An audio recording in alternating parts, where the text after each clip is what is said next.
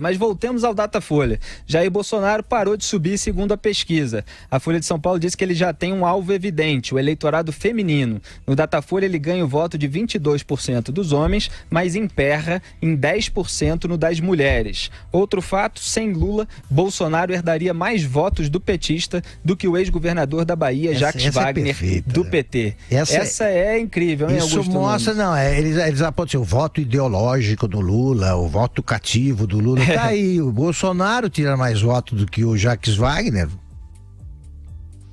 Zé Maria Trindade, você acha que o Bolsonaro consegue conquistar votos femininos? Não, assim, eu achei que você ia me fazer a pergunta anterior.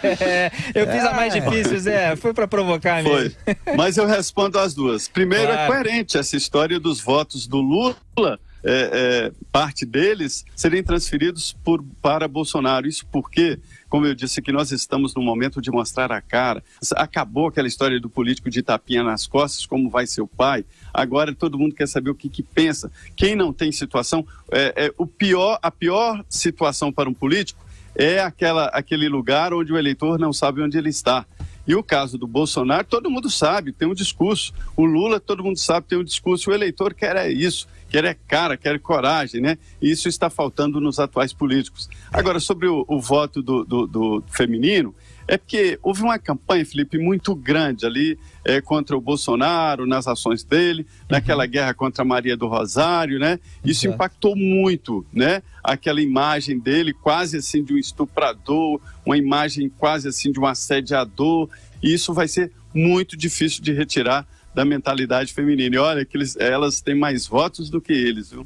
Lembrando que era um debate sobre a redução da maioridade penal. A Maria do Rosário é contra a redução, ela é a favor da legislação atual da maioridade penal. Tinha lá o criminoso Champinha, um estuprador que estuprou uma mulher, depois participou do assassinato do namorado dela também. E a Maria do Rosário estava defendendo que o Estatuto da Criança e do Adolescente se mantenha para tratar esse tipo de criminoso. Absurdo. E o Bolsonaro estava contra ela nessa posição e ela o chamou de estuprador primeiro. Depois ele reagiu dizendo que se fosse estuprador não estupraria porque ela não merece, aí deu aquela confusão. Depois ele repetiu isso numa entrevista para a imprensa e repetiu também na tribuna lá no Congresso Nacional e acabou sendo denunciado pela Ela Vieco, a subprocuradora-geral da República, que foi flagrada lá num ato em Portugal, se eu não me engano, num ato petista de fora Temer antes da delação da JBS. Então é um caso bastante cheio de névoas aí, mas evidentemente a campanha pode ter prejudicado a imagem do deputado Jair Bolsonaro nisso.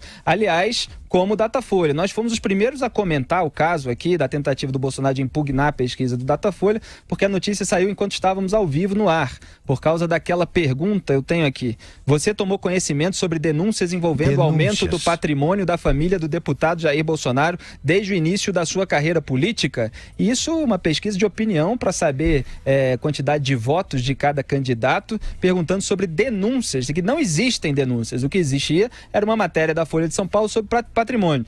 Eu estou citando isso para dizer que a Folha está explorando esse fato de que o Jair Bolsonaro parou de subir. Em primeiro lugar, parece que todo mundo parou de subir. Parece que o Brasil está estacionado. Lula mesmo parou de subir.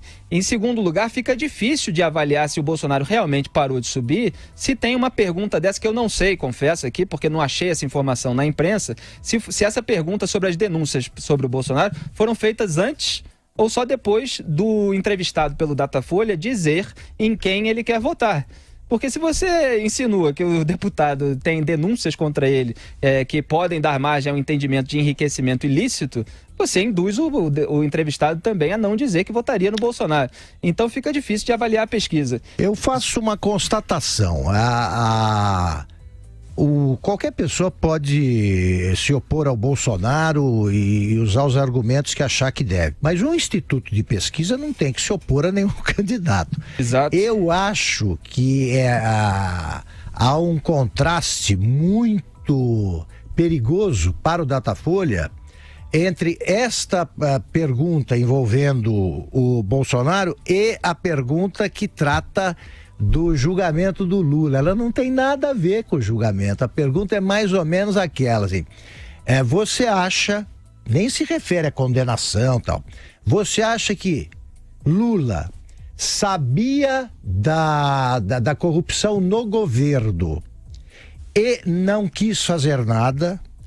A segunda, sabia da corrupção no governo e não pôde fazer nada. A terceira, não sabia da corrupção no governo. Quer dizer, duas favoráveis. Exato. E uma mais ou menos. Agora, é um absurdo, porque o caso não envolve o governo, envolve o presidente da República, a sua família, e ele foi condenado. Quer dizer, então, em duas tinha que perguntar instâncias. a mesma coisa. Você sabe que o Lula foi condenado a 12 anos e um mês de cadeia?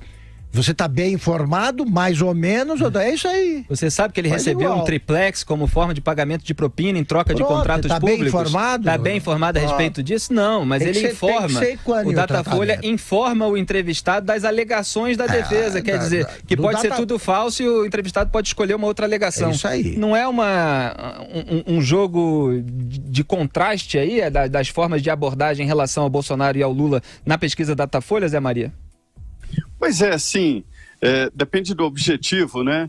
Porque as pesquisas que eu me referi aqui, aquelas pesquisas que não são publicadas, até porque são proibidas, porque são de consumo próprio e não obedecem àqueles detalhes exigidos pela legislação eleitoral, elas fazem esse tipo de pergunta para avaliar como atacar o adversário, para avaliar se o eleitor está ciente de denúncias que foram feitas e como ele está como está avaliando cada denúncia. Mas isso aí são as qualitativas para consumo próprio. Isso não pode misturar com a pesquisa de preferência de votos, né? A ideia, Felipe, é que coloquem na urna eletrônica, quando você votar no Bolsonaro, e dizer: você sabia que está votando no Bolsonaro? Sim, tem certeza disso?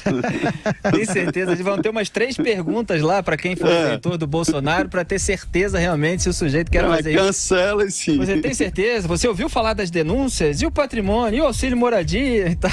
O sujeito vai confirmar 5 vezes antes de votar.